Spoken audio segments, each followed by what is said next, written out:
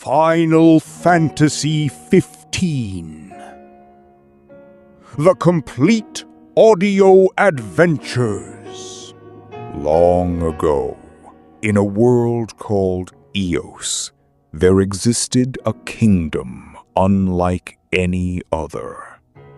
The kingdom of Lucis, nestled at the heart of a vast continent, rose from ancient stone and older magic. Its crown city, Insomnia, gleamed like a jewel of light against the encroaching darkness. Its towers reached toward the heavens, its streets hummed with life. And at its center stood the Crystal, an ancient artifact of immeasurable power, the source of all magic, the heartbeat of the kingdom itself. For centuries, the Crystal had been guarded by the Lucis Caelum royal line. Each king channeled its power through a magical barrier called the Wall, a shimmering dome of light that kept the armies of the Niflheim Empire at bay. But maintaining the wall came at a terrible cost. Each king who bore its burden aged before his time, his life slowly consumed by the magic he wielded to protect his people. King Regis Lucis Caelum, the 113th, was such a man. Once tall and proud, he now walked with a king, his face lined with the weight of decades of sacrifice. He had given everything to the world, and yet the Empire grew stronger, bolder, more relentless. And so, on the eve of what was supposed to be peace, King Regis made the hardest decision of his life. He sent his children away. His son, Prince Noctis, the prophesied true king, destined to bring light to a world consumed by darkness. And his daughter, Princess Reina, fierce, gifted, and fiercely devoted to her twin brother. He sent them away on the pretense of a royal wedding, knowing in his heart that he was sending them away from a city that was already lost.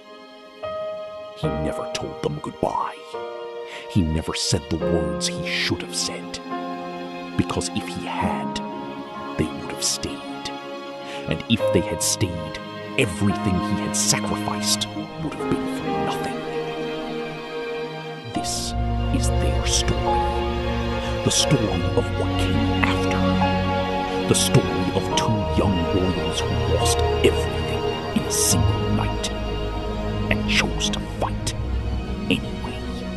Chapter 1. The Fall of Insomnia. The air smelled of rain and old stone. The corridors of the palace were quiet in that particular way that precedes catastrophe. Not the quiet of peace, but the quiet of held breath. King Regis stood at the window of the citadel, his cane resting against the cold stone wall beside him. Below, the city of Insomnia stretched out in all its gleaming golden light. The wall shimmered faintly on the horizon, a dome of pale blue magic that had held the Empire at bay for decades.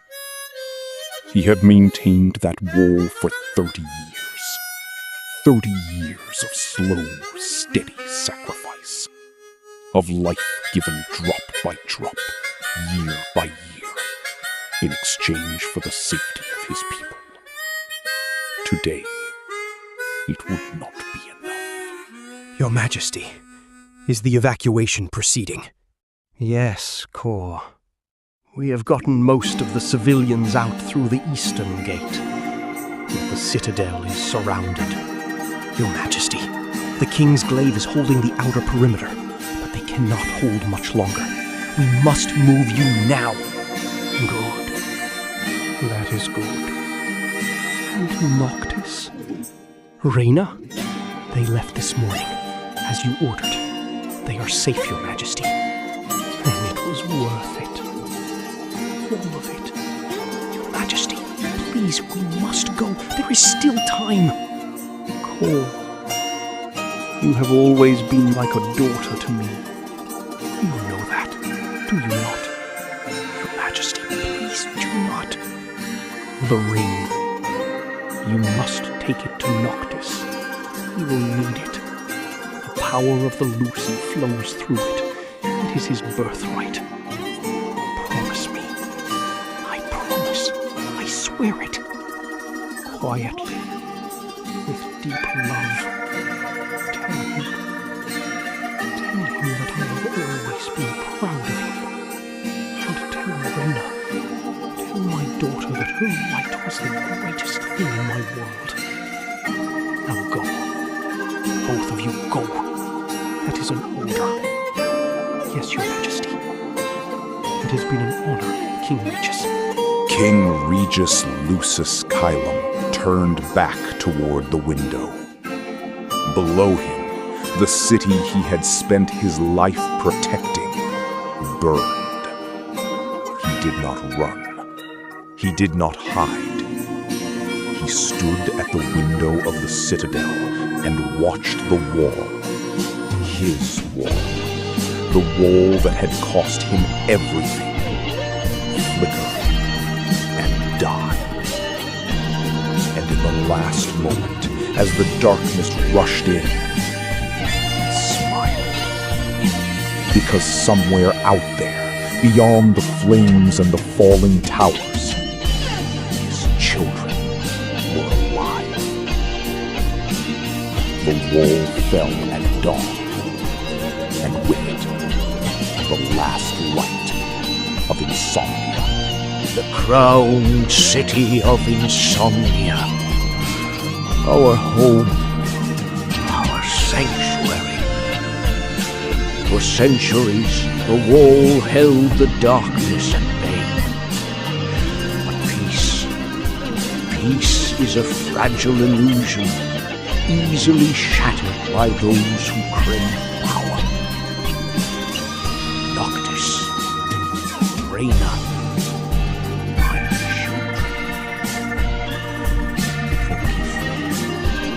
I could not be the father you needed. I could not be there at the end.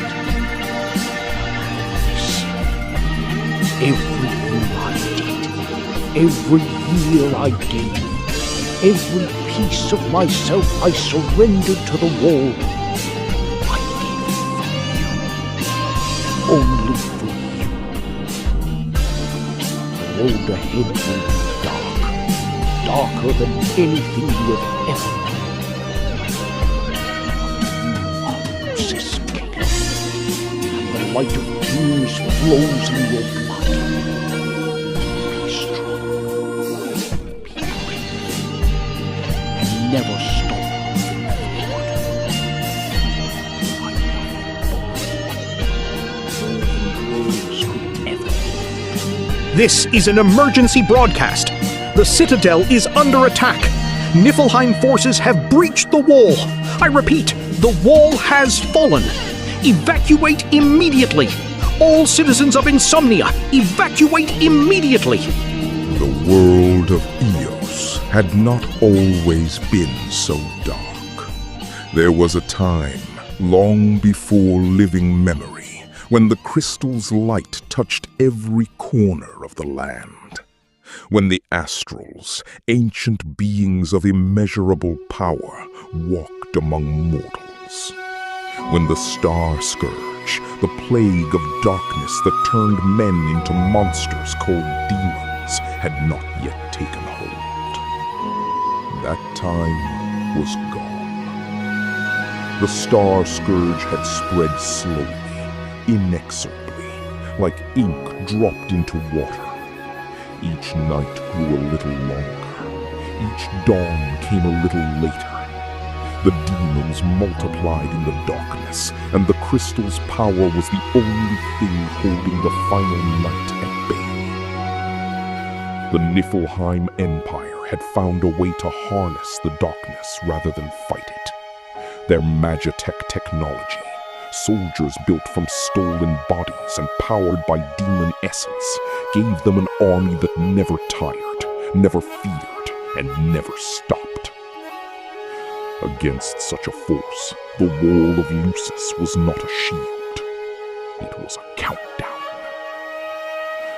And now, the countdown had reached zero. We are receiving word that Imperial forces have occupied Insomnia. Furthermore, official Imperial channels are reporting that King Regis has been killed in the attack. The Crystal of Lucis has been seized by the Niflheim Empire. The crowned city has fallen. Chapter 2. The Road Ahead. 300 miles from the ruins of Insomnia, 5 young people drove through the desert in a black car, carrying the weight of a fallen kingdom on their shoulders.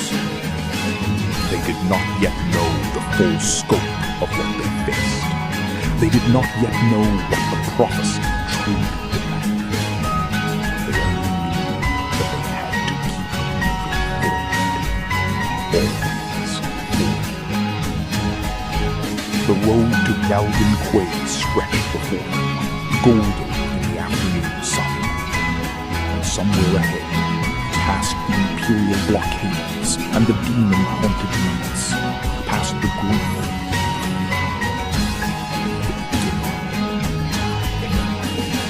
Are we there yet? My legs are completely falling asleep back here. We have been driving for 2 hours. Prompto, quit whining. Easy for you to say, Gladio. You've got all that legroom in the front. I am squished back here between the royal twins. Oh, I am sorry. Am I taking up too much space? I could always use a little light magic to shrink you down a bit. Get you right in the glove compartment. Very funny, Raina. Let us not resort to anything drastic just yet. Keep it down, will you? Some of us are trying to sleep. I suggest you wake up, Highness. We are approaching Hammerhead. The regalia is in maintenance before we continue to Galgan Quay.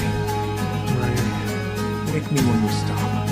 Honestly, Noct, you would sleep through an earthquake if Ignis did not drag you out of bed. It's called conserving energy. You should try it sometime. Conserving energy for what? Wedding. I'm supposed to be marrying the Oracle, not hibernating. We know you are ready. But this is not just about the wedding. It's about securing peace. Father is counting on us. It appears the engine is struggling with the desert heat. I shall pull over at the station head.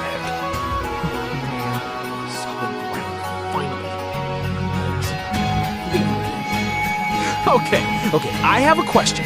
If you could be any kind of monster from the Lucian bestiary, what would you be? What kind of question is that? A good one! I would be a behemoth.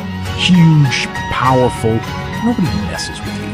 A behemoth is also hunted by every capable hunter in the region and has an average lifespan of 12 years in the wild. Oh, What about you, Ignis? I would not wish to be a monster at all, Prompto. That is such an Ignis answer. However, if I were forced to choose, Carbuncle, small, fast, and completely immune to magic. Very hard to catch. That is actually really smart. What about you, Noct? Adamant voice. He just sleeps all day. Of course. That is the most Noctis choice possible. What about you, Raina? I'm Barry. So, I'm assuming absolutely devastating when least expected. That is terrifying. It is so true. Thank you. That is a compliment. Ignis, we should reach Hammerhead within the hour. I suggest we use the time productively. Noctis, have you reviewed the itinerary for the wedding ceremony? Ignis, we're on a road trip. Can we not? The ceremony is in 3 weeks. There are protocols to memorize, vows to prepare. Ignis, he knows the vows. He's been practicing them since he was 16. What? It is true. I heard you reciting them in the mirror. I hate all of you. No, you do not. I do not. But I am not admitting that out loud. Well, howdy there. Welcome to Hammerhead. You folks look like you have been on the road a while. What can I do for you? Good afternoon. We require a full diagnostic on this vehicle, as well as an oil change and refueling. Well, I will be. That is a genuine Lucian model, is it not? The Regalia. She is a beauty. Papa is going to flip when he sees this. Hi, I am Prompto, and this is Noctis, and Reyna, and Gladio, and Ignis. It is really great to meet you. Nice to meet you, Prompto. I am Cindy. I will get to work on her right away. Might take a little while, though. You folks can rest up at the diner over yonder. We appreciate it, Cindy. You are a lifesaver. Oh, do not you worry none. She'll be purring like a kitten when I am done with her. You know, I do not get many Lucian models out here. Most folks drive the Niflheim-made vehicles these days. Cheaper, easier to maintain. There is nothing like a genuine Lucian machine. Engineering on these old beauties is just something else. You really know your stuff, Cindy. Papa taught me everything I know. Started working on engines when I was 5 years old. Mama was not too happy about the grease stains, but here we are. How long have you been on the road? Since this morning, we are heading to Galden Quay. Long drive. I picked a good time to stop, though. Found a crack in the coolant line. Another hour on the road and the engine would have seized up something fierce. Lucky we stopped here. Lucky is right. You folks hungry? Gave that mean stack of pancakes for me down. Come across the Lucian travelers. Did she say pancakes? Do not embarrass us. No promises. They settled into the diner, a weathered building that smelled of motor oil and coffee, and something faintly sweet. Prompto ordered 3 stacks of pancakes. Gladio ordered everything on the menu.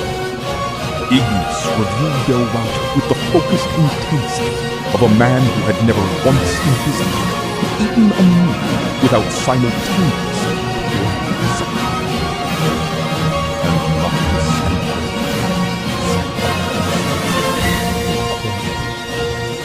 watching the desert shimmer from the west.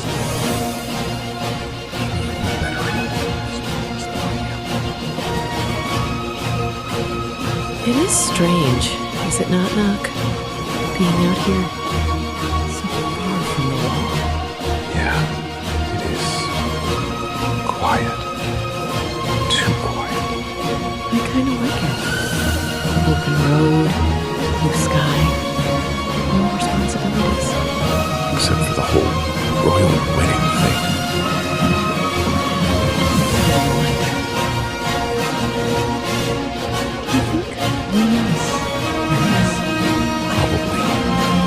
She would never show it.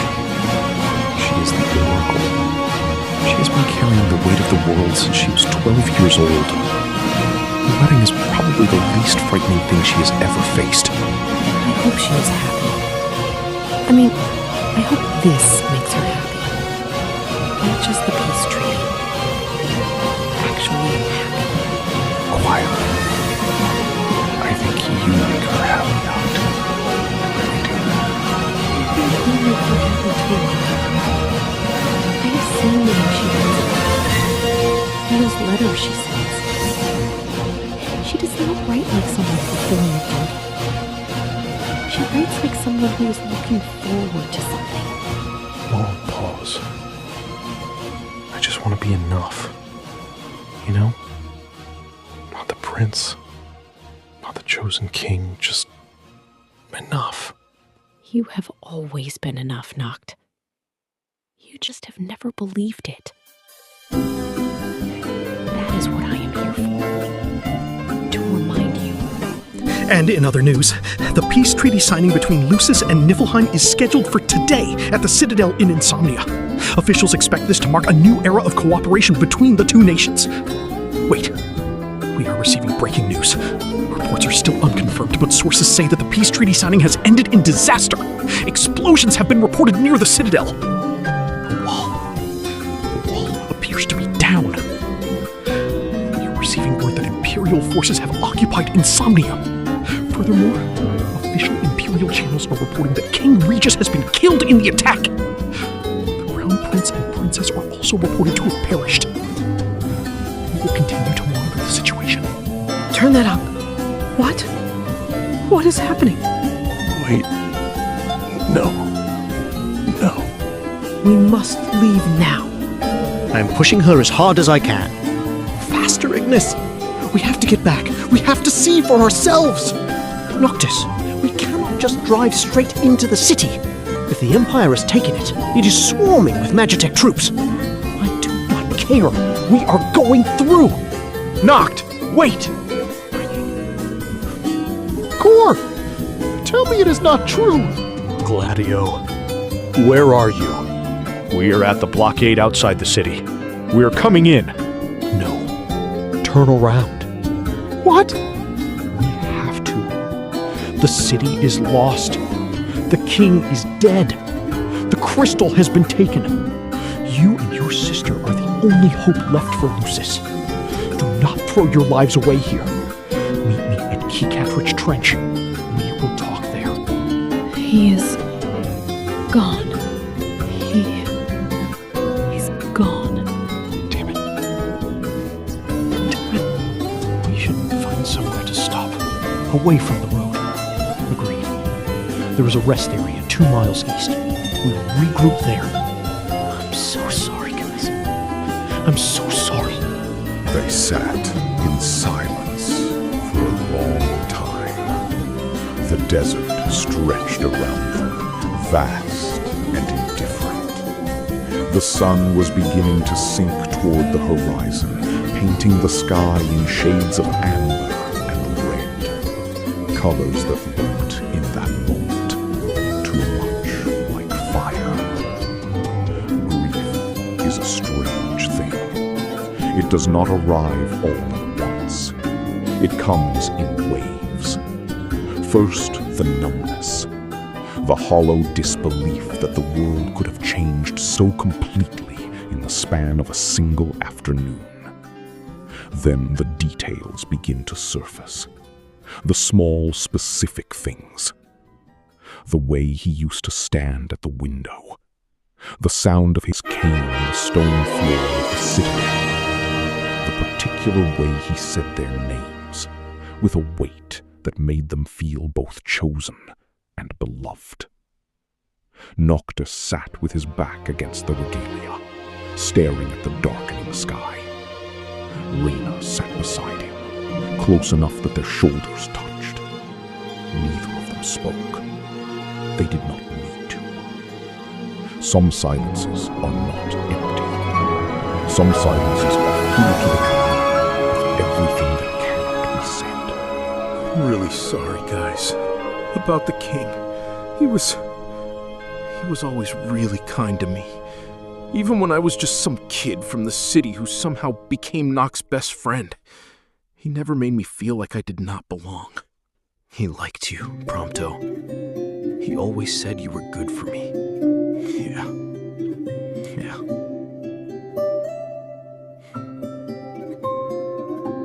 The king would not want us to stop here.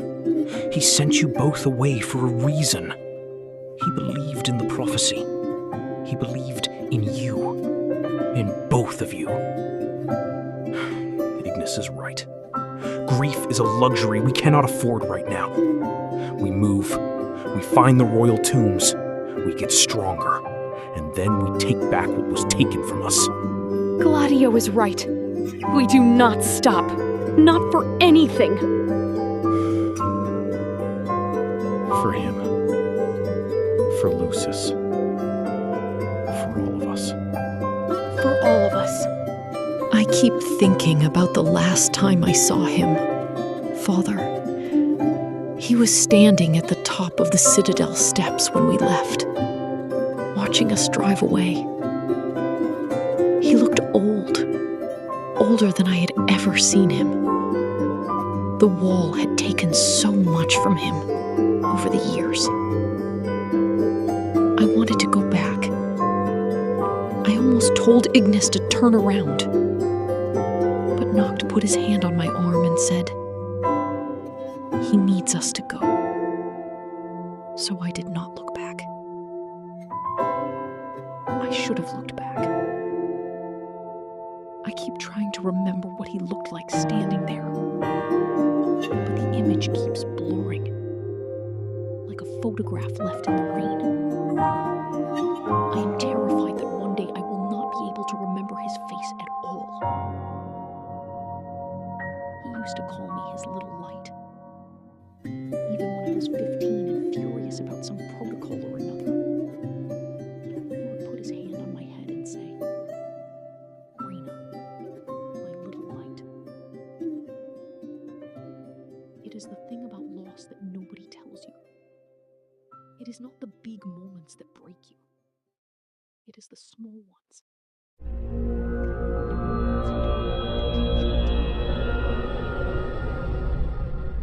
So I am going to do my best. Don't intentionally deceive.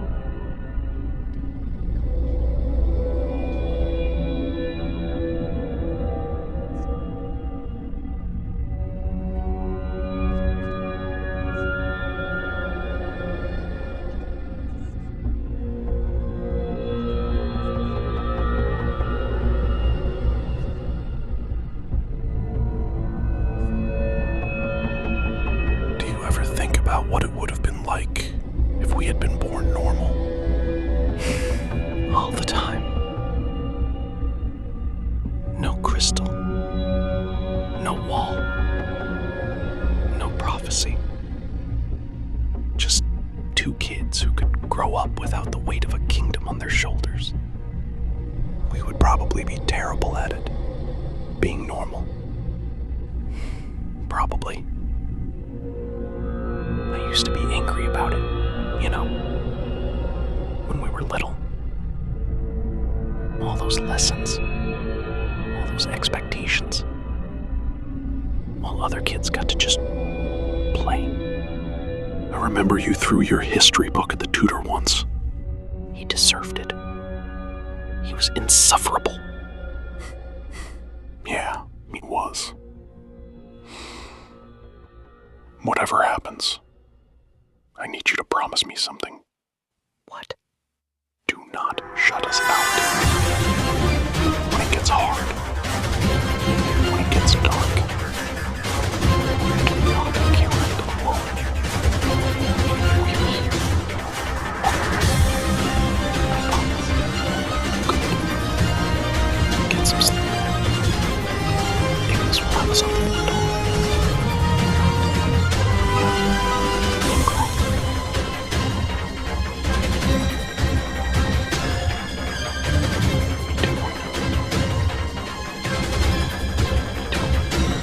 Hey, Noct, can I ask you something kind of personal?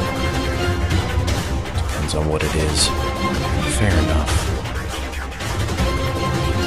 Do you ever get scared? Like, really scared? All the time? Really? Never seem like it. It's kind of the point. If I seem scared, everyone else gets scared. And then we're all scared together and nobody's doing anything useful. It sounds really lonely. Yeah. Sometimes it is. You know, you can tell me, right? Like, if you're scared or sad or whatever, you don't have to do the prince thing. We've known each other since we were kids. I mean it. I'm not Gladio or Ignis. I'm not a shield or an advisor.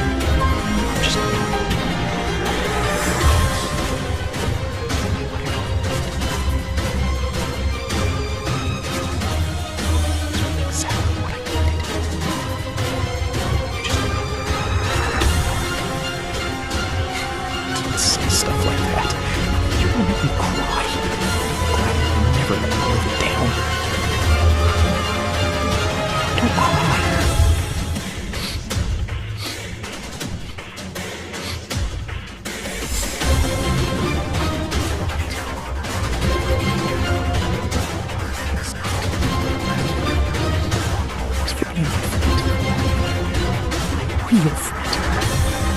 The prince's threat.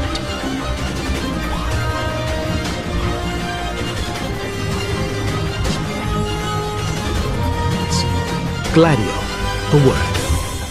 What is it? I have been calculating our situation. The Empire has already deployed patrols in the Lide region. They are not simply occupying Insomnia. They are spreading across all of Lucis, systematically. I noticed. What is your read? They are looking for Noctis, specifically. The radio broadcast claiming the Crown Prince was killed, that was deliberate misinformation. They want the public to believe he is dead, but their troop movement suggests they know he is not. So we are being hunted. Precisely. Which means our timeline is compressed. Every day we spend on the road is another day the Empire has to close the net around us. What are you suggesting? I am suggesting we move faster. Less camping. Fewer detours. Straight to the royal tombs, straight to Altissia. Noctis needs the power of the kings if he is to face what is coming. Noctis needs time to process what happened to his father. You cannot just push him. I know that. I am not suggesting we ignore his grief. I am suggesting we channel it. Give him a purpose, a direction. Grief without direction becomes despair.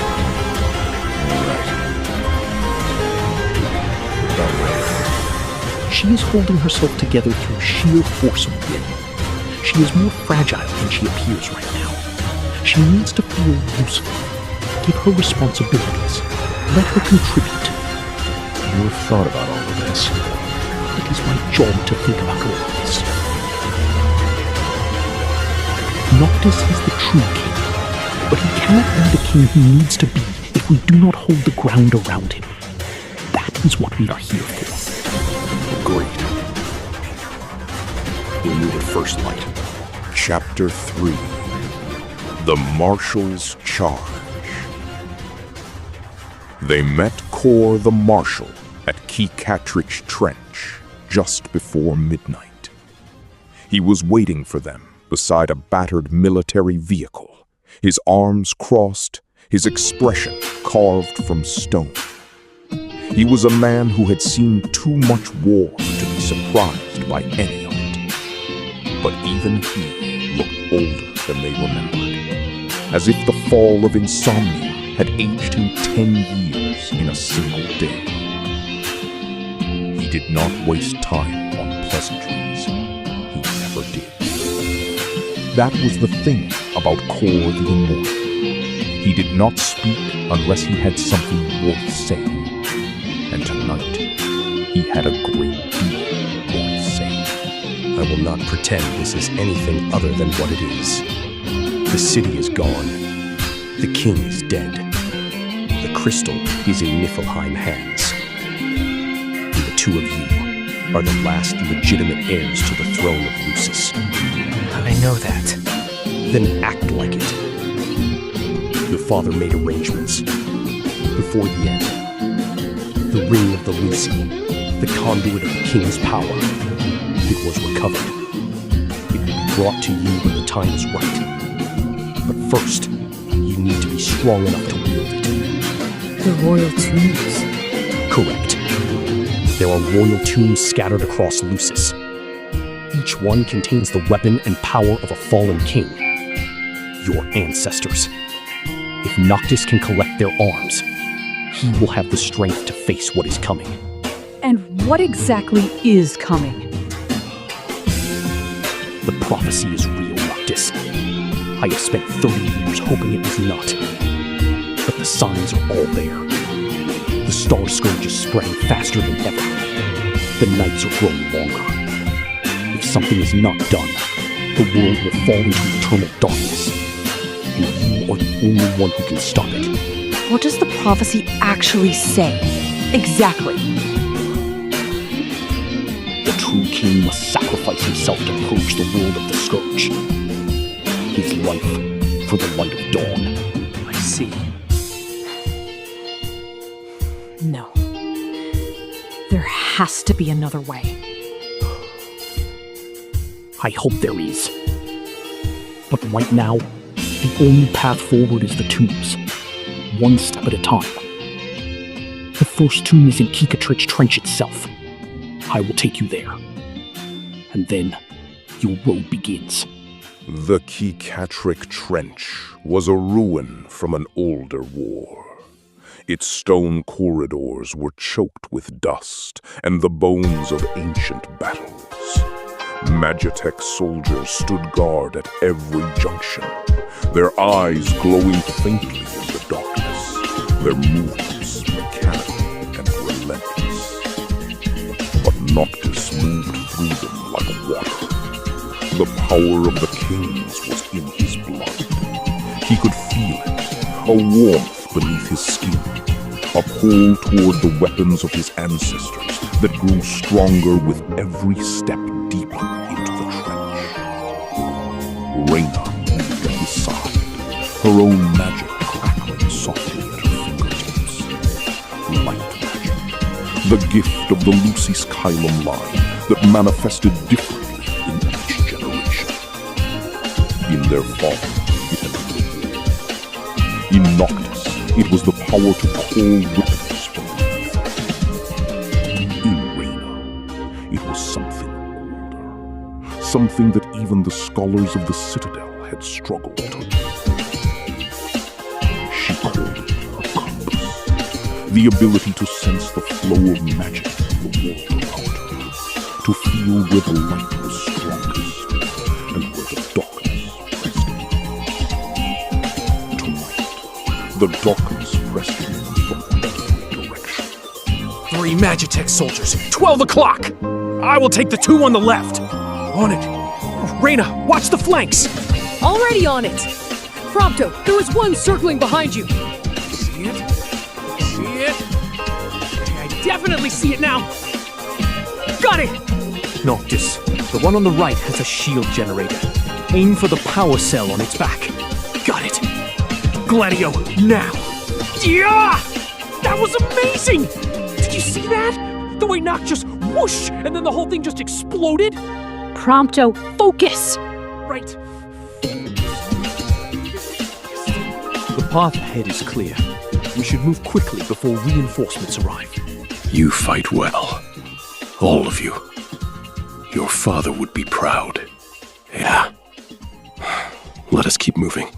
At the heart of the trench, behind a door sealed with ancient Lucian magic, they found the tomb.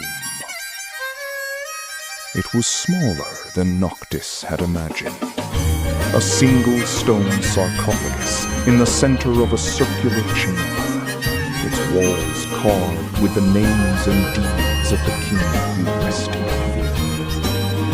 The air was thick with old magic, the kind that had been sleeping for centuries and was only now beginning to stir.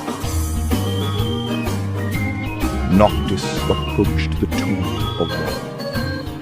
The others stayed back, instinctively understanding that this was not their moment. This was between the prince and his ancestor, between a young man who had just lost his father and the long line of kings who had given everything before him. He placed his hand on the stone, and the weapon came to him. Not with a flash of light or a thunderclap. Quietly, like a memory returning, like a hand reaching across centuries to pass something precious from one generation to the next. He stood there for a long moment, holding the weapon of his ancestor, feeling the weight. Not just the physical weight. The weight of all the kings who had come before him, all the sacrifices, all the years, all the love and grief and duty that had been poured into this single unbroken line. And for the first time since the city fell, Noctis Lucius Calum felt something other. He felt purpose. Chapter 4. The road between. They made camp that night in the shadow of an old watchtower, far enough from the road that the Imperial patrols would not find them. Ignis had somehow, in the chaos of the day, managed to acquire enough ingredients from the Hammerhead Diner to prepare a proper meal. This was, the group had long ago agreed, one of Ignis Scientia's most remarkable qualities. Not his tactical brilliance, not his encyclopedic knowledge of Lucian history and law, not even his ability to remain perfectly composed in situations that would reduce most people to panic. It was the cooking. The man could make a gourmet meal out of a campfire and whatever happened to be in the vicinity. And tonight, with the world having fallen apart around them, he made something that smelled impossible. Ignis, what is that smell? That is incredible! Grilled garula with lemon herb sauce and roasted vegetables. I improvised somewhat, given our limited supplies. Not bad, Specs. High praise from you, Gladio. This is the best thing I have ever eaten in my entire life. I am not even exaggerating. Ignis? Thank you. Really? Of course. He used to make me eat my vegetables, you know? Father? Every single meal, I would just sit there and wait until I ate them. I remember. He had infinite patience for that particular battle. I used to think it was so annoying. I would give anything for one more argument about vegetables right now. Yeah. Me too. He was a remarkable man, and he raised remarkable children. We will honor him by finishing what he started. Yeah. We will. Chapter 5. The Sea and What Lies Beyond. The road to Galden Quay wound through salt flats and coastal scrubland, the air growing heavier and saltier with every mile. The sea was visible long before they reached it, a glittering expanse of blue that stretched to the horizon and beyond. It should have been beautiful. It was beautiful. But beauty felt strange and almost inappropriate in the context of everything that had happened. Like finding a flower growing in the ruins of a burned building. The ferry to Alticia ran from Galden Quay, or it was supposed to. The Imperial blockade at the harbor entrance had other ideas. Halt! This port is under Imperial jurisdiction. All travel to Alticia is suspended until further notice by order of the Niflheim Empire. On what grounds? The grounds that the Empire says so. Identification. All of you. You have got some nerve. Gladio. We are travelers. We have business in Alticia. We were not aware of any travel restrictions. Travel restrictions are now in effect across all of Lucis. The Empire is conducting security operations following the liberation of Insomnia. Liberation.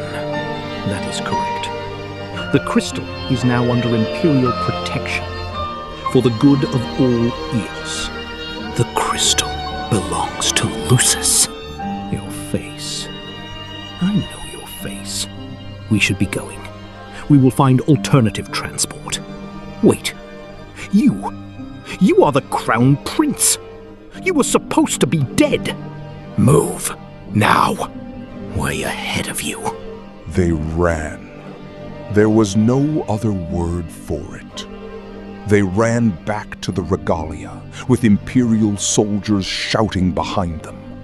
Piled in, and Ignis had the engine running before the doors were fully closed.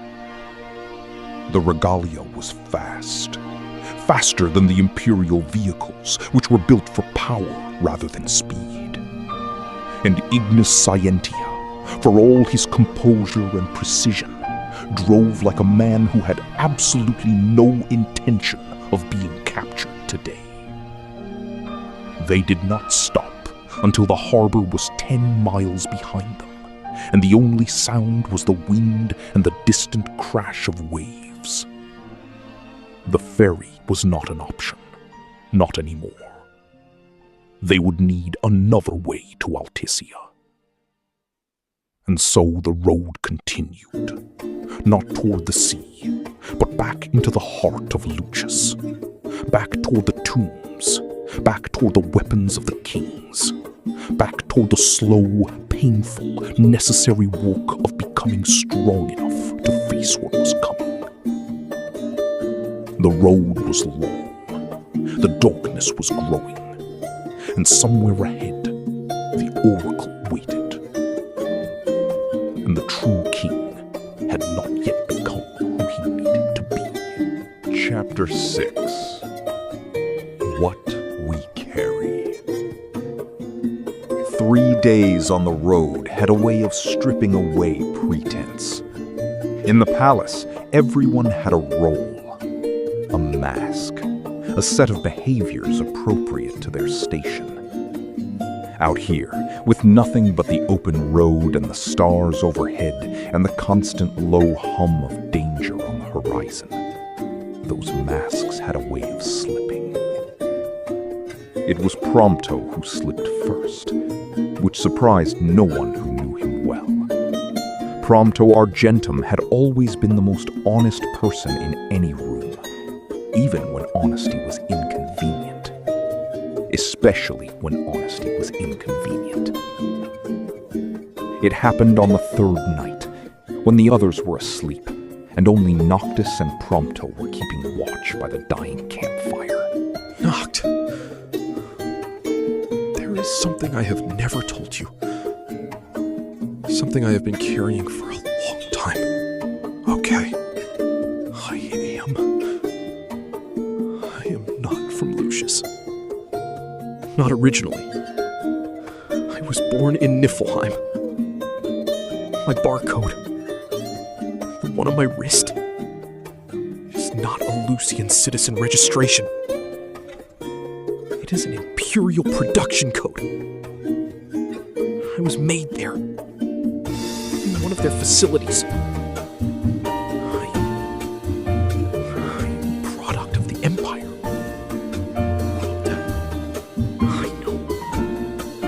You were thinking.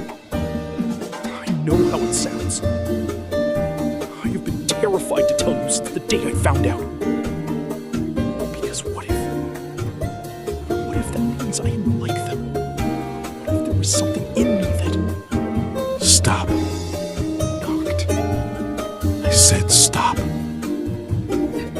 You are my best friend. You have been my best friend since we were 15 years old.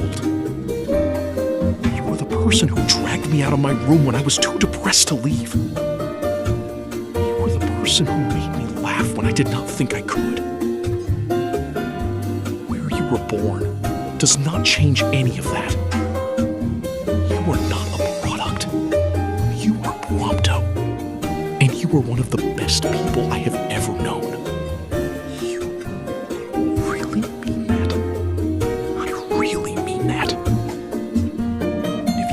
Doubt it again, I will make you eat Ignis's most experimental recipe as punishment. That is a terrifying threat. I know. Get some sleep, Prompto. I've got the watch. Thanks, Noct. For everything. Chapter 7. The Weight of the Shield. Gladiolus Amicitia had been training to be the king's shield since before he could walk. His father had been the shield before him, his grandfather before that. The Amicitia family had served the Lucis Caelum line for generations, and Gladio had never once questioned whether this was the life he wanted. He had simply trained harder, gotten stronger, gotten faster, gotten tougher, because that was what the shield did. The shield did not have the luxury of doubt. The shield stood between the king and everything that wanted to kill him. And right now, everything wanted to kill Noctis. But even the shield had moments, quiet moments, when the others were occupied and the road stretched empty ahead, when the weight of it all settled on his shoulders like the stone of the citadel itself. Again. I am fine. I did not ask if you were fine. I said again.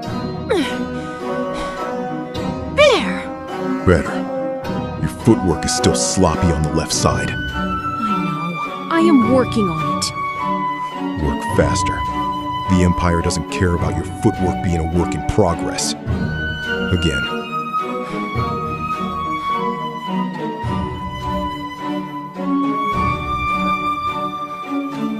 Gladio,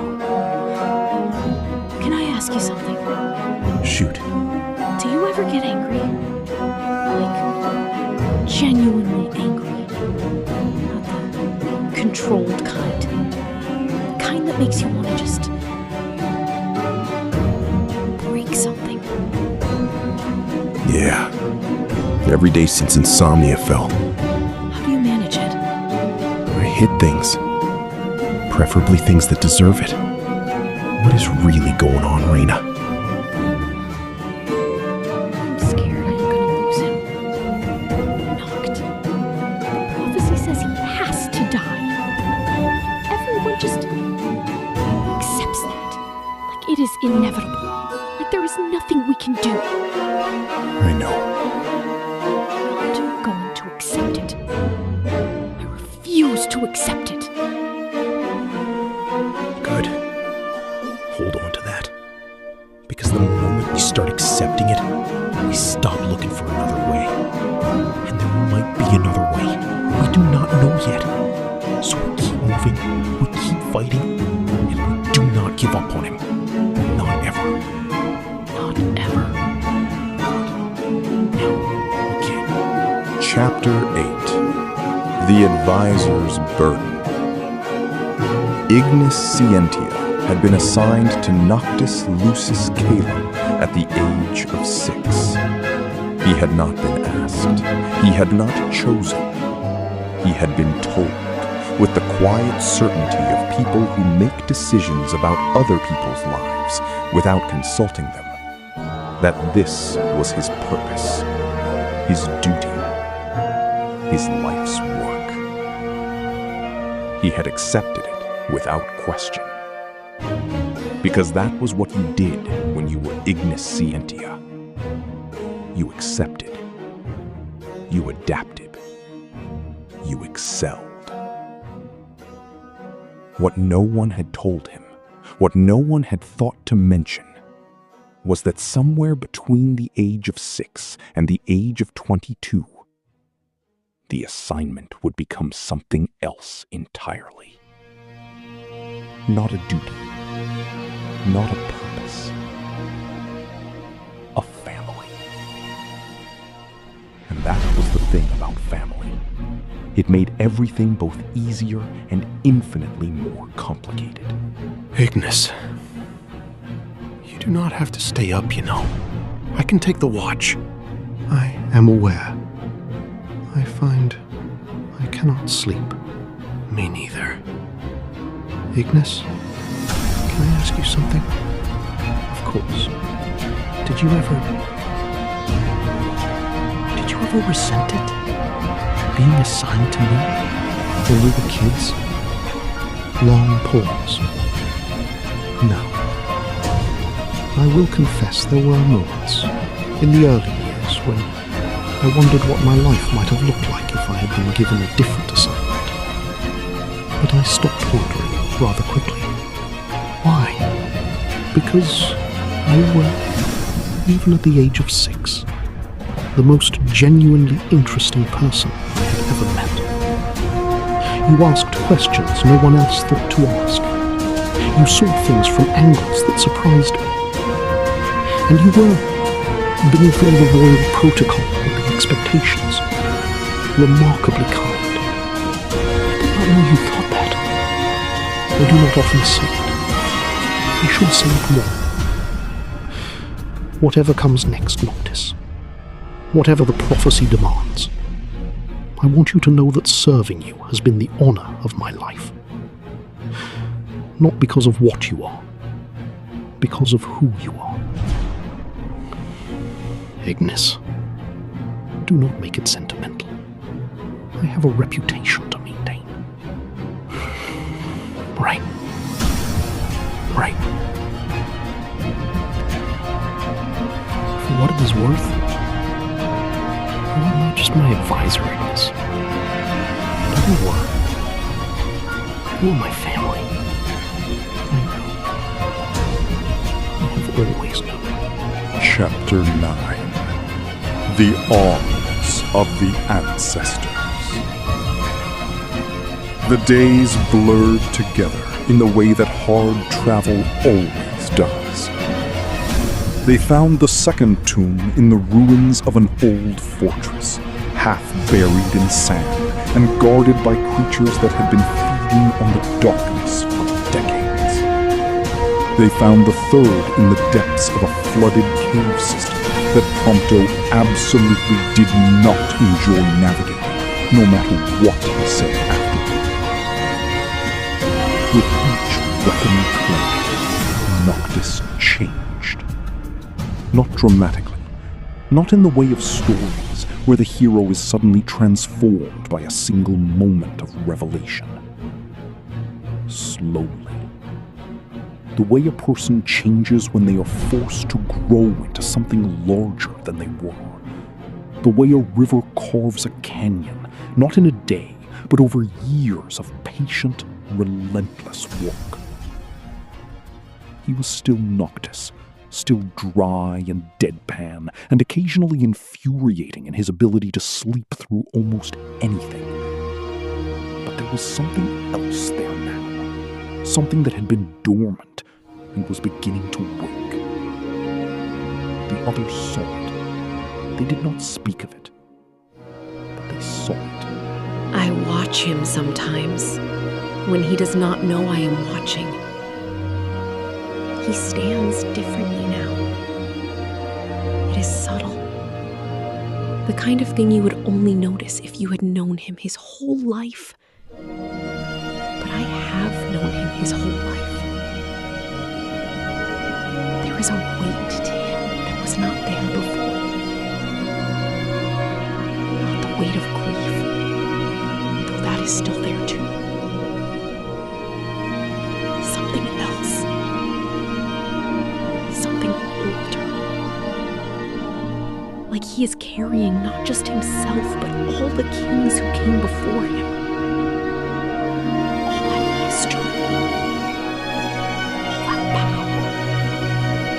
All that responsibility. He is becoming who he was always meant to be. And I am so proud of him, I can barely stand it. And so terrified of what it means that I can barely breathe. Because the prophecy does not end with him becoming king. The prophecy ends with him giving everything. And I am not ready for that. I do not know if I will be ready for that. But I am here. I am with him. Every step. And if there is any way in this world or any other to find a different ending, I will find it. I swear it on every king who came before us. I will find another way. Chapter 10. The Oracle's Voice. The letter arrived through channels that should not have been possible. A small folded piece of paper tucked into the lining of a supply package left at a roadside rest stop, addressed in handwriting that Noctis recognized immediately. Luna's handwriting. Precise and elegant, each letter formed with the care of someone who had been taught that even the smallest things deserved to be done well. He read it twice, then a third time. Then he folded it carefully and put it in his jacket pocket, close to his heart. He did not share its contents with the others.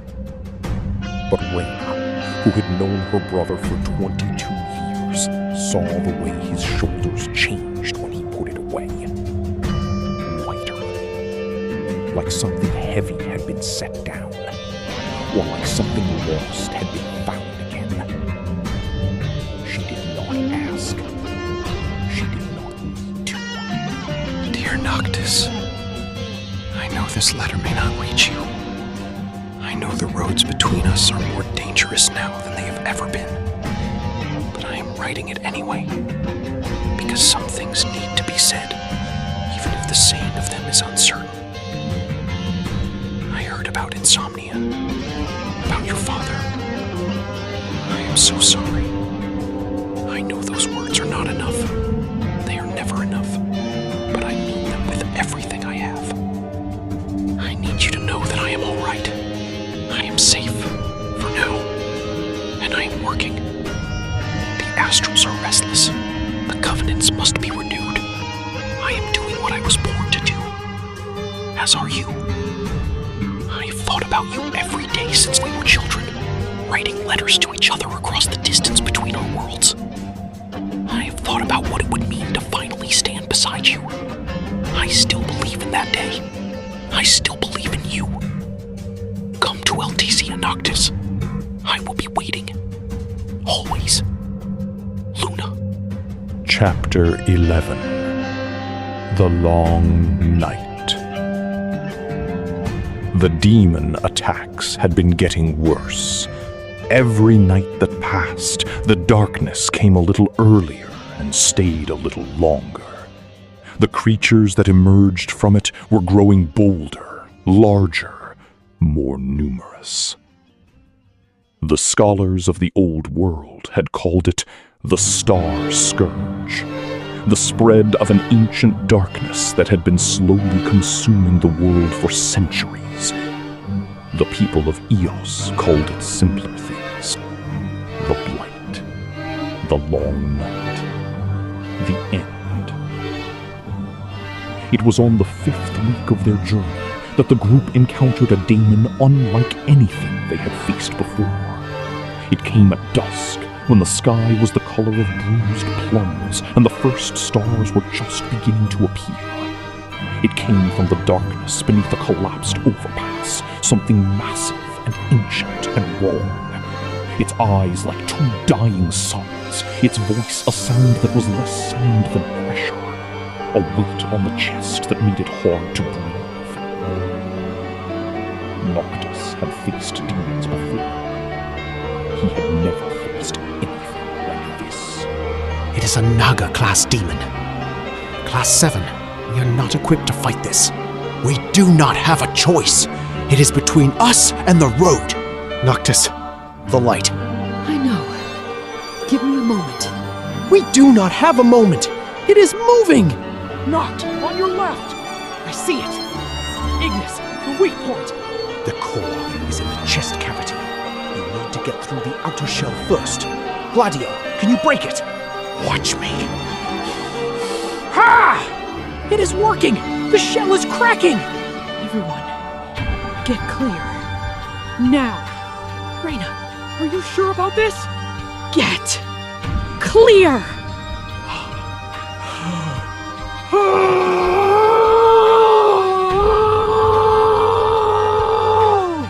Incredible.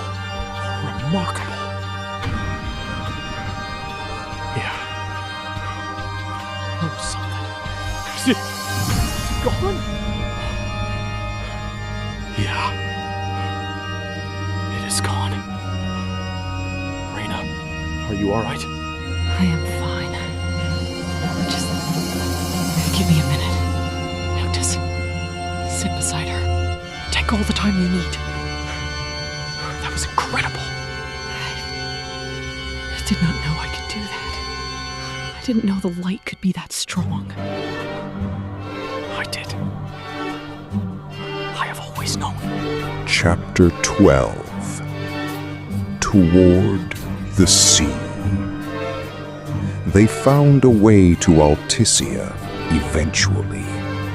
Not the ferry, which remained blockaded, but a contact of Kors, a smuggler who had been running supplies between Lucis and Altissia for years, and who had absolutely no loyalty to the Niflheim Empire, and a great deal of loyalty to the gold Ignis produced from somewhere in the Regalia's glove compartment.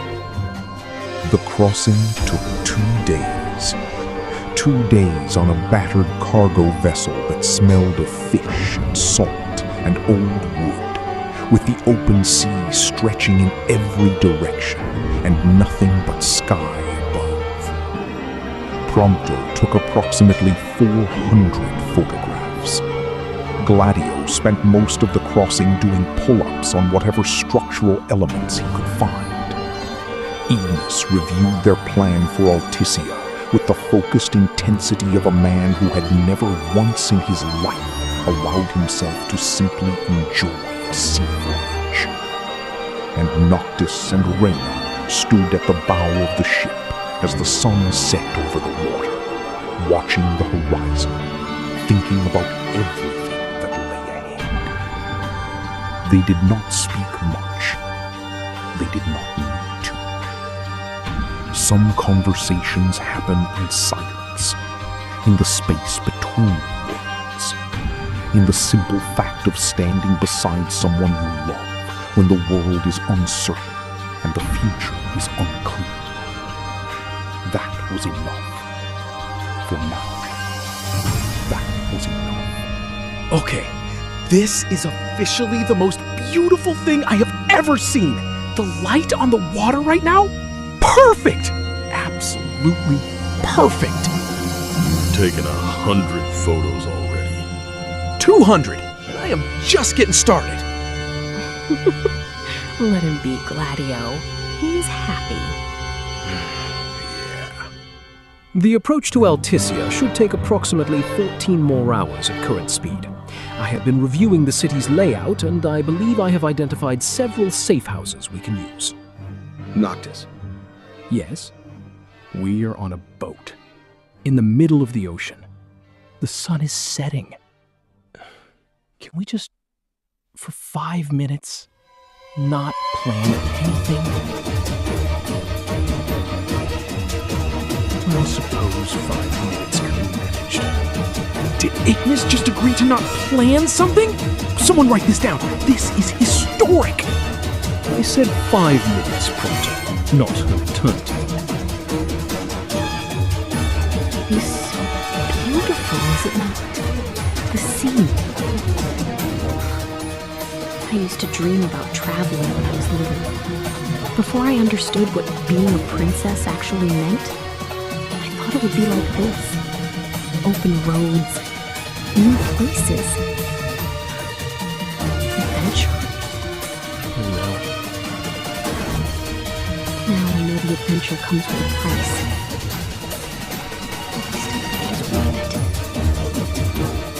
Being here, all of you, even with everything, I would not trade it.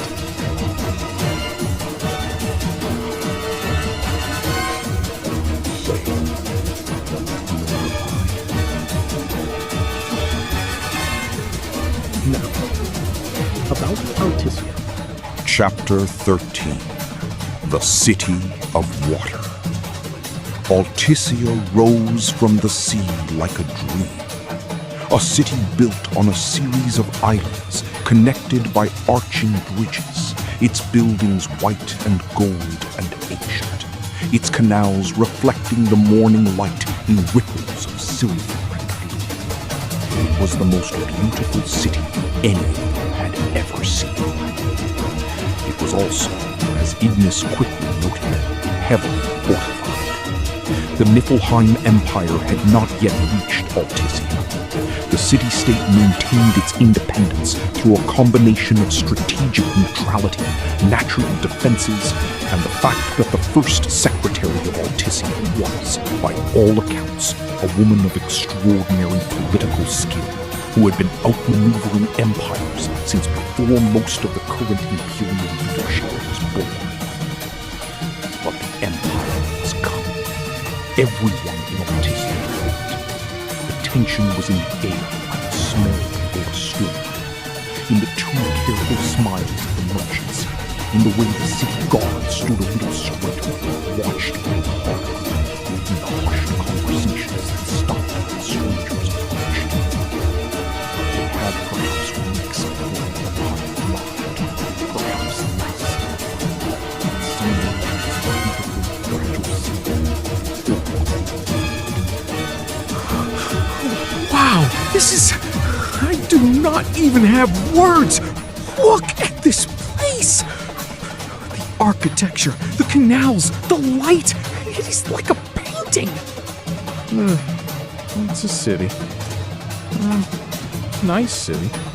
Gladio, it is extraordinary. Okay. It is extraordinary. The main plaza is to the north. The first secretary's offices are in the central tower. I have arranged a meeting for this afternoon. We should also identify secondary exit routes in case the meeting goes poorly. Can we maybe eat something first? I've been on a boat for 2 days and I am absolutely starving. There is a highly regarded establishment 2 streets over that I noted in my research. You researched the restaurants? I research everything, Prompto. Noctis, is here somewhere?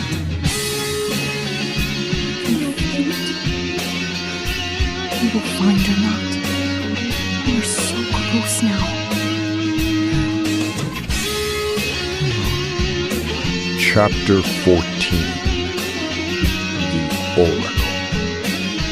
They found her in the gardens of the first secretary's residence, standing among white flowers with her back to the gate, her silver white hair catching the afternoon light. She turned when she heard them approach, and for a long moment, Noctis and Luna Freya Nox Florent simply looked at each other. They had exchanged letters for years, hundreds of letters passed through secret channels and trusted messengers, each one a small window into the other's world. They had grown up in parallel, shaped by different burdens, but mind was similar. But letters are not the same as presence, and presence, after years of absence, is a kind of miracle. The others had the grace to hang back. This moment was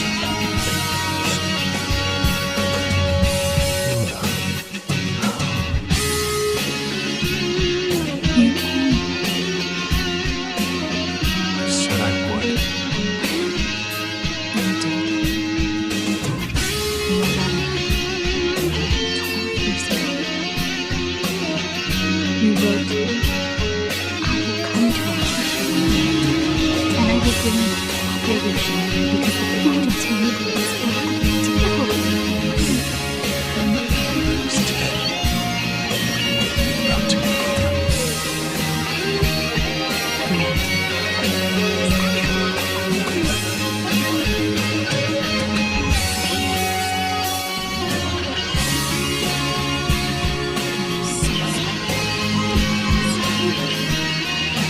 It is a quick man.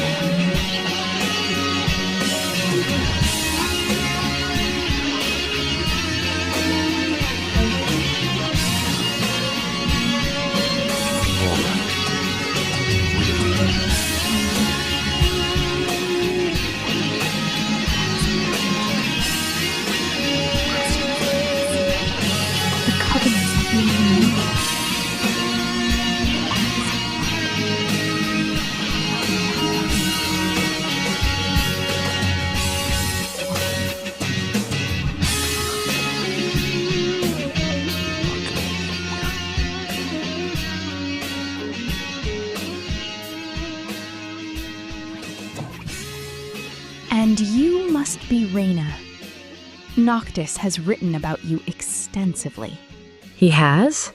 Constantly. He once wrote an entire letter about the time you convinced the palace guard to let you both sneak out to watch the meteor shower from the roof. He was very proud of that. He got us both grounded for a week. He said it was worth it. I am very glad to meet you, Reyna. Truly. I have wanted to for a long time. I need to say something. And I hope you will not take it the wrong way. Of course. He loves you. He has loved you for as long as I can remember. And I need you to know that I am going to do everything in my power to make sure the two of you get the future you deserve. Whatever the prophecy says, whatever the Empire does, I am not going to let this end the way everyone seems to think it has to end. Pause. Then quietly.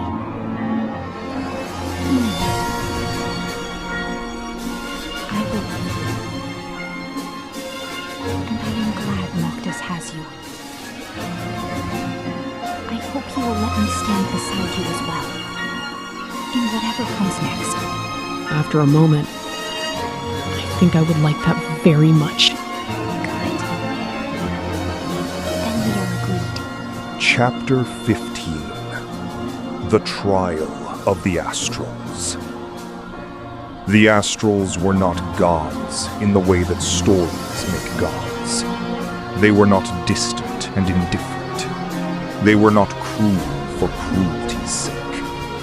They were ancient. Incomprehensibly ancient. Beings who had watched the world be born and grow and suffer and endure for so long that their perspective on human suffering was not cold exactly, but vast, the way the ocean's perspective on a single wave is vast. To receive the covenant of an astral, the true king had to face them. Not in battle, though battle was often part of it, but in truth. In the deepest, most honest confrontation with oneself that a person could survive. The astral titan waited in the ruins of an ancient temple at the edge of Dusky, and Noctis walked toward it alone. The others waited at the edge of the ruins, watching. Reyna's hands were clenched at her sides. Prompto was very quietly not crying. Gladio stood like a stone wall, arms crossed, jaws set. Ignis watched with the expression of a man calculating every possible outcome and finding none of them entirely satisfactory.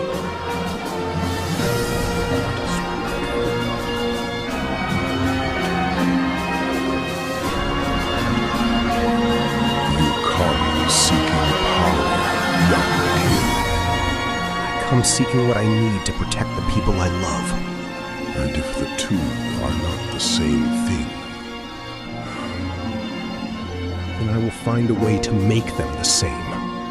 you carry grief, heavy grief, the weight of a father, the weight of a city, the weight of a world that has placed its hope on shoulders that have not yet finished growing. I know. Do you believe you are worthy of what you seek? No. Not yet. You're going to become worthy. I have a choice. The people I love are depending on me. The world is depending on me. I'm not going to let them down. What will you sacrifice? Whatever it takes. He says, I know what it costs. I'm choosing it. Because I have to. As if my life is the price of the dawn. I will pay it.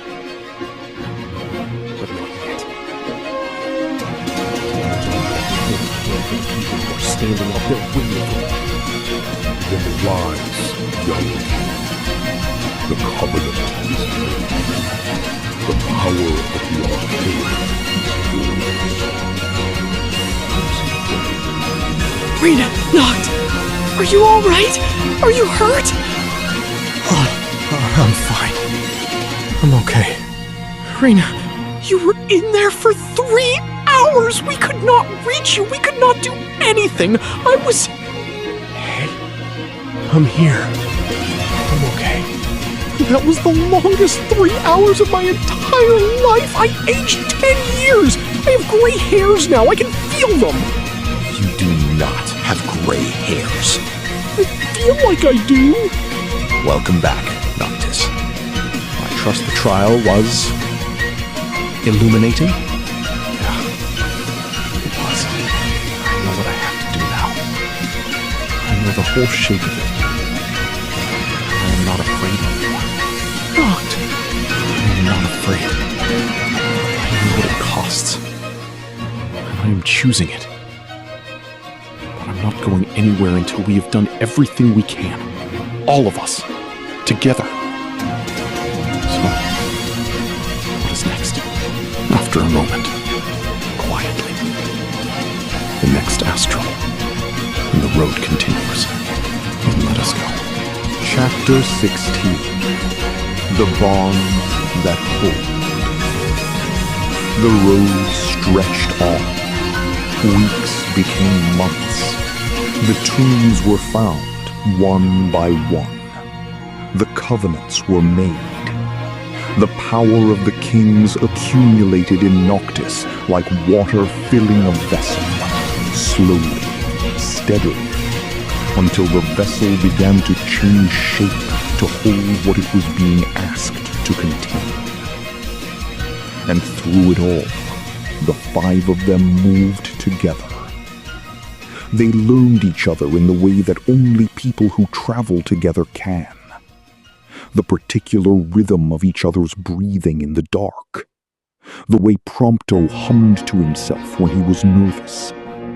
The way Gladio went very quiet when something was bothering him, as opposed to his usual comfortable loudness. The way Ignis's precise diction became even more precise when he was worried. Each word placed with extra care, as if language itself could hold the world together. The way Rena's light magic flickered and pulsed when her emotions ran high. A soft glow at her fingertips that she could not entirely control. And Noctis. The way Noctis, who had always been so careful about letting people in, had stopped being careful. The way he reached for them now. Not dramatically, not with grand declarations. Just the small, daily choices of someone who had decided that the people around him were worth the vulnerability of being known. That was how he built a family. Not in a single moment, but in 1,000 small ones. Another one. That is 4. 4? How are you catching 4? I have been sitting here for an hour and I have caught exactly 0 fish. It is a gift. It is luck. It is skill, Gladio? It is definitely luck. It is a little of both. He has always been good at fishing. Father used to take us to the lake outside the city when we were small. Noct would sit there for hours, completely still, completely patient. Which is remarkable given that he cannot sit still for anything else. Fishing is different. I have noted that Noctis's capacity for patience scales precisely with the presence of a fishing rod. I got one! I got one! Oh, it is big. It is really big. Gladio, help! You do not need help with a fish, Prompto. I might. Okay, I definitely need help. Pull up, Prompto. Up, not back. Tiny. Pulling up. Yes! Look at that. Look at the size of that thing! Okay, that is a big fish. I win fishing. Fishing is not a competition, Prompto. Everything is a competition, Ignis. Ignis, are you smiling? I am not smiling. You are absolutely smiling. I am merely appreciating the moment. Chapter 17. The Gathering Dark. But the world did not wait for them to be ready. The Star Scourge was accelerating. The nights were growing longer with a speed that even the scholars had not predicted. Cities that had been safe were falling to the darkness. The demon populations were exploding, spreading beyond the regions they had previously inhabited, pushing into farmland and coastal towns and places that had never known the kind of darkness that turned men into monsters. The Empire, for all its power, was struggling. Their Magitech soldiers could fight demons, but the demons were multiplying faster than the Empire could produce soldiers. And the Magitech technology itself, built on demon essence, was beginning to behave unpredictably, as if the darkness it had been built to harness was growing too large to contain. The war was running out of time, and Noctis Lucis kingdom, the true king, was not there. But he was close. He was so close. The reports from the Northern Territories are consistent. The demon activity has increased by an order of magnitude in the past 2 weeks. At current rates, populated regions of Lucis will be uninhabitable within 6 months. 6 months. Possibly less.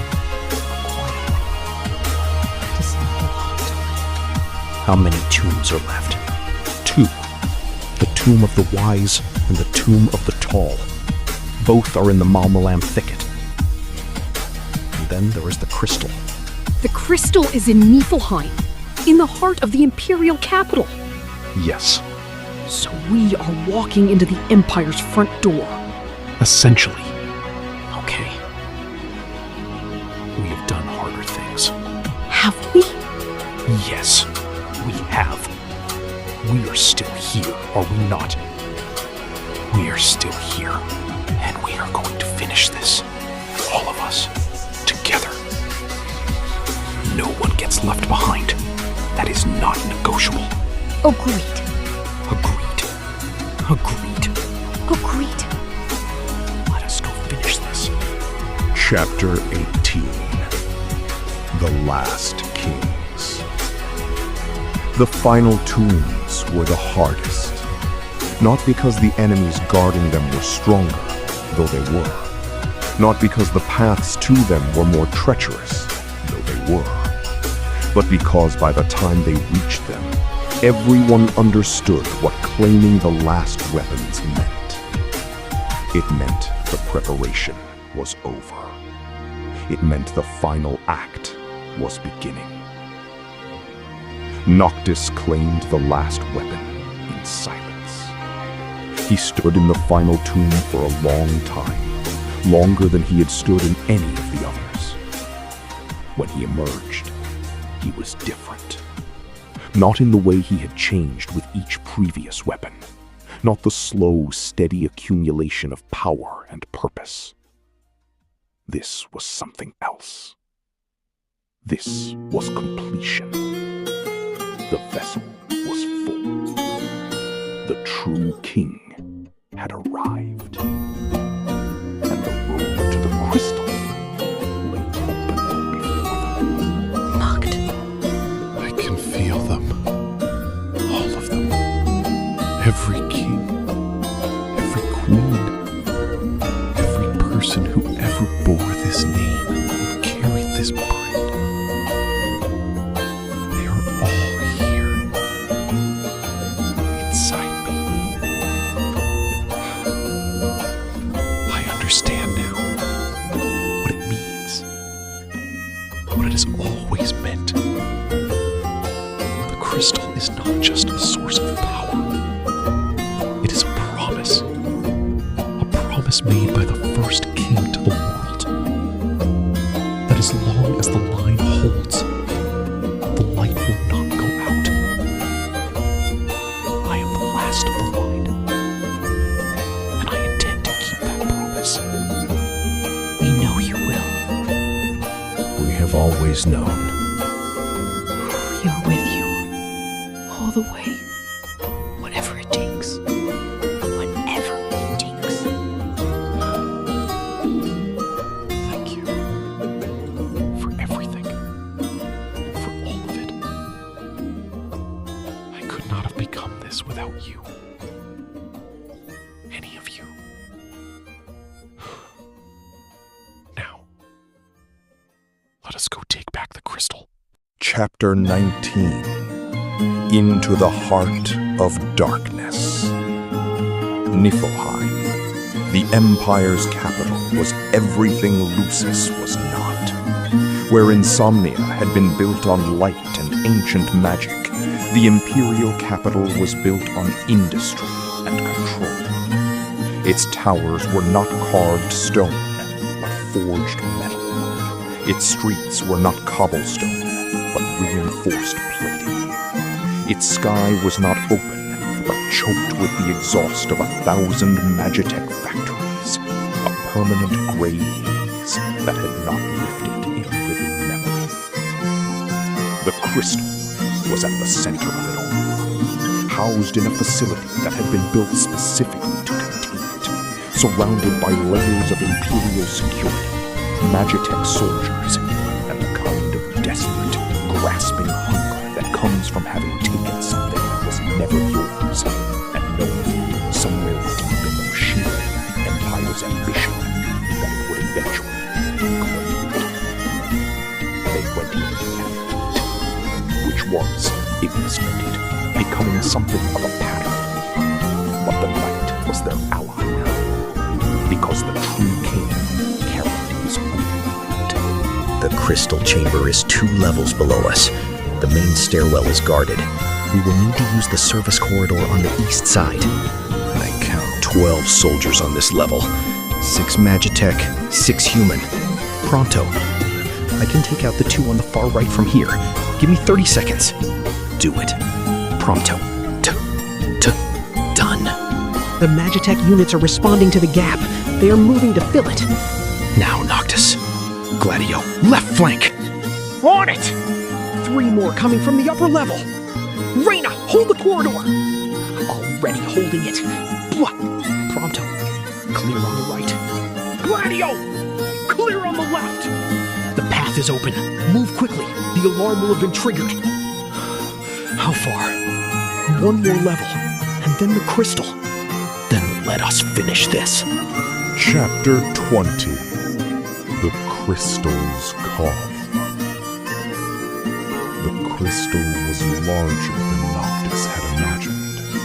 He had grown up hearing about it, seeing paintings and sculptures and artistic interpretations of it, but none of them had captured the reality. It filled the chamber from floor to ceiling, a column of pure crystallized light, its interior shifting with colors that had no names in any human language. Hummed with a frequency that was not quite sound, more like a vibration in the chest, in the bones, in the space behind the eyes. It was alive. That was the thing no one had ever quite conveyed. The crystal was alive. Not in the way that animals were alive, or people were alive. In the way that stars were alive. In the way that ancient things that had existed since before the concept of time had a name were alive. It recognized him. Noctis felt it the moment he stepped into the chamber. A warmth, a welcome. Like coming home to a place you had never been, but had always known.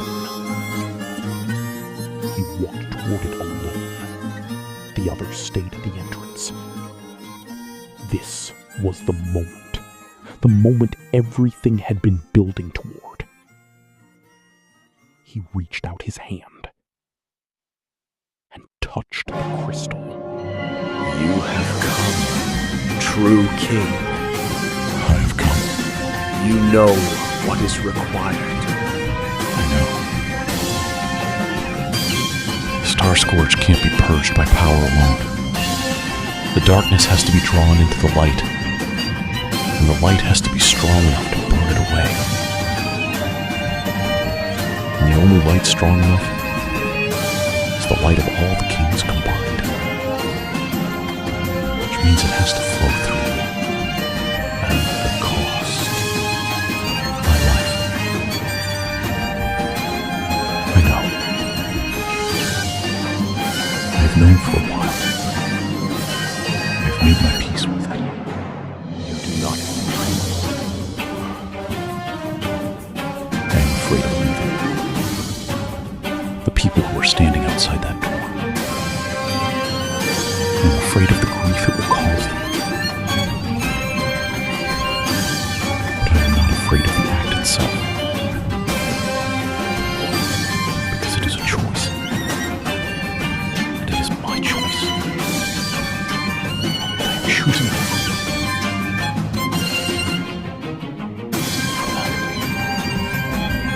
For Lucis.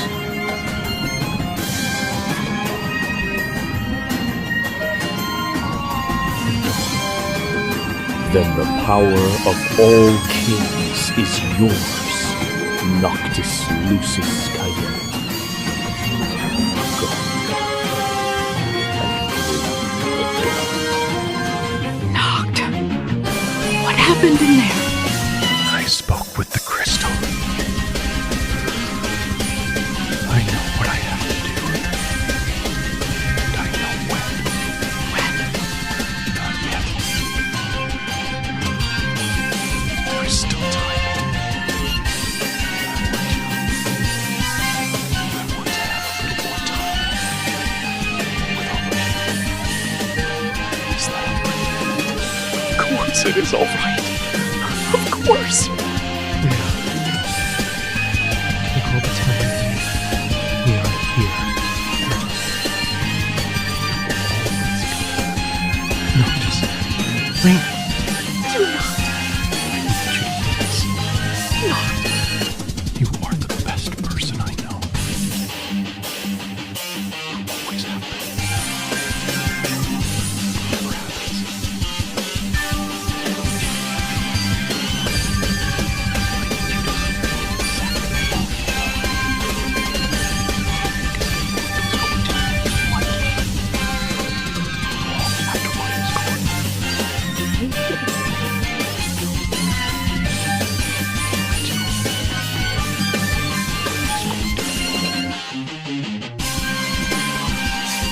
Chapter 21. The Last Night. They spent the night before the final dawn together. Not planning, not preparing, just together. Ignis cooked the best meal he had ever made by general consensus, though he deflected the compliment with characteristic precision. Confident of photographs, hundreds of them. Every face, every moment, every small gesture and expression that he wanted to keep forever. Gladio told stories about his father, about the shield who had come before him, about the long line of Amicitia men who had stood between their kings and the world. And Noctis and Rain sat together, as they had sat 1,000 times before, shoulder to shoulder, watching the stars. The world was very quiet. The kind of quiet that comes before something enormous.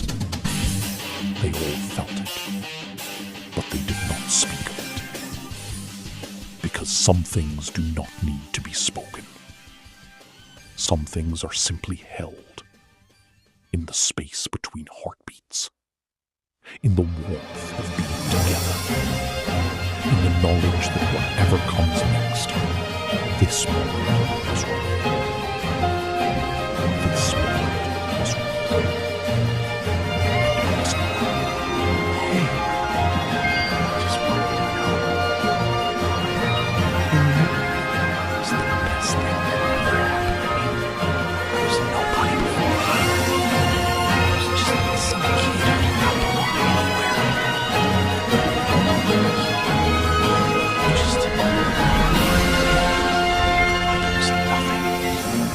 Always been there. I am gonna miss you so much. I know. I'm gonna miss you too. You were never nobody, Prompto. You were always exactly who you wanted to be. You know I'm not good at this. I know. My whole life has been about protecting you. And I cannot protect you from this.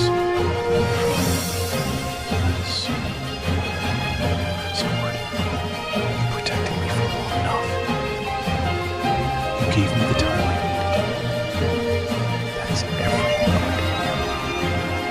That is everything. I have been thinking about what to say. I have been thinking about it for weeks. And I find that all the words I prepare seem inadequate. I will simply say this. It has been the all of my life. Every argument about vegetables.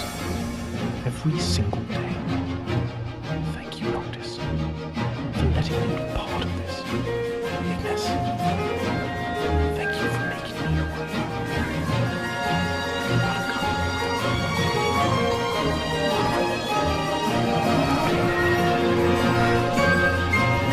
Thinking there has to be another way.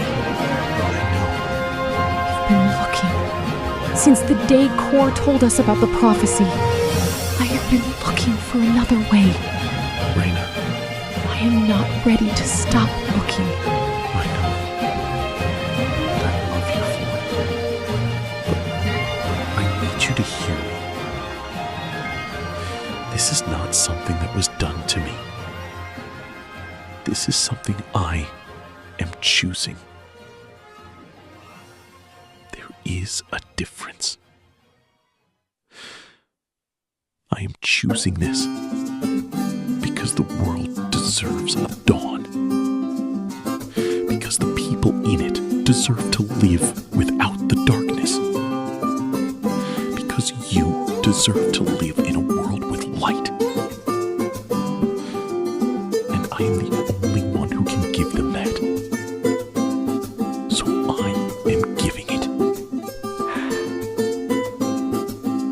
I do not want a world without you in it. I know. But you are going to be okay. I need you to believe that. You are the strongest person I have ever known. Stronger than me. You always have been. And you are going to carry this.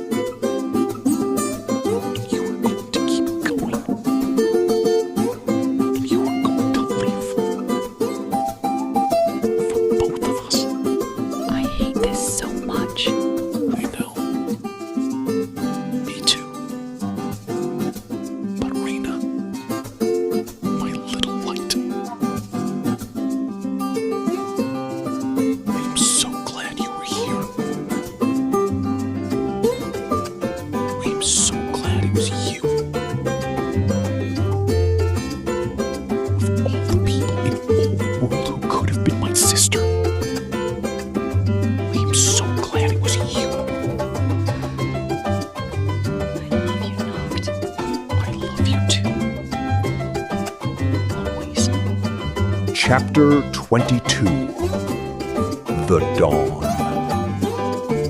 He walked into the darkness alone, as the true king must. The star scourge had reached its apex. The world was drowning in it. The demons were everywhere. The night had stretched so long that people had begun to forget what the sun looked like. But Noctis Lucius Calum walked into the heart of it, with the power of all the kings of Lucius burning inside him, with the love of his family at his back, with the memory of his father in his heart. And he called the light. It came slowly at first, a single point of brilliance in the absolute dark. Then another, and another. The weapons of the kings, every one of them, summoned from the ether, circling him in a constellation of light. And then, all at once, everything. The light of 1,000 years of kings poured through him and into the world. The star scourge burned. The demons screamed and dissolved. The darkness retreated. And on the horizon, for the first time in what felt like forever, the sky began to lighten.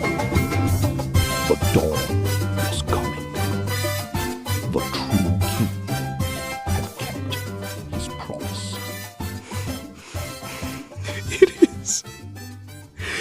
It is actually happening. Yeah. He did it. He actually did it. He always was going to. From the very beginning. He was always going to.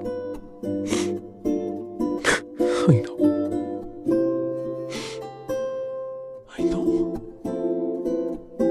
It does not make it easier. No. It does not. He said to keep going. He said to live. For both of us.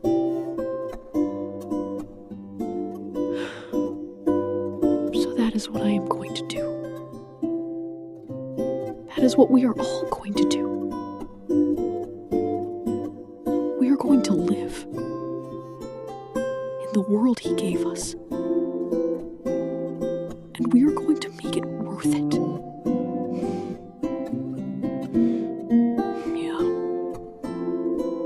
Yeah, we are. Damn right we are. The sun is rising.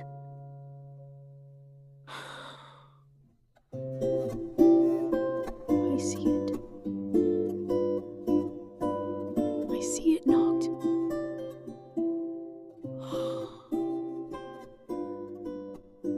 It is beautiful. Just like you said it would be. Epilogue. The dawn came, and with it, the world began to breathe again.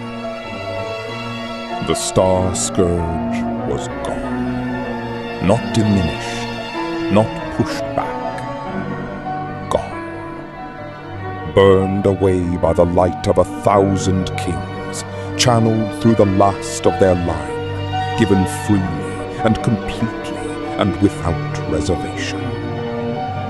The demons dissolved. The eternal night ended. The crystal, its purpose fulfilled, went dark and still. Its light no longer needed, because the light it had been protecting had been given back to the world.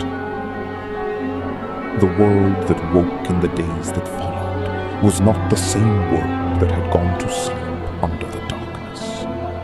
How could it be? Too much had changed, too much had been lost. Too much had been learned in the long dark about what mattered and what did not. But it was a world with a sun in the sky, and that was everything. That was, in the end, what it had all been for. In the years that followed, the survivors of the long dark built something new. Prompto Argentum became a photographer of some renown. His images of the journey, of the people he had traveled with, of the world before and after the dawn, exhibited in galleries across Eos. He never stopped smiling. He never stopped taking photographs. And he never forgot, not for a single day, the friend who had told him he was more than where he came from. Gladiolus Amicitia rebuilt the Amicitia family's role in the new Lucis, not as a shield to a king, for there was no king to shield, but as a protector of something larger, a guardian of the people. He trained a new generation of fighters and taught them what his father had taught him, that strength is not for the strong. It is for those who cannot protect themselves. Ignis Scientia became the chief advisor to the new council of Lucis. His precision and brilliance and absolute dedication to doing what was right rather than what was easy, making him the most trusted voice in the reconstruction. He cooked for the council. They were, by general consensus, the best-fed governing body in the history of Eos. And Reina Lucis Caelum. She became what she had always been, without the weight of a title to define her. A light in the world. She traveled. She helped rebuild. She carried her brother's memory, not as a wound, but as a compass, letting it point her toward the places where her light was most needed. She never stopped. She had promised him she would not. And she was a Lucis Caelum. They did not break their promises. People ask me sometimes, what was he like? And I always have to think for a moment before I answer. Not because I do not know, but because there are so many true things to say that it is hard to choose. He was stubborn. He was funny in a dry, quiet way that snuck up on you. He was terrible at mornings and extraordinary in a crisis. He loved fishing and hated vegetables and could sleep through almost anything. He was afraid,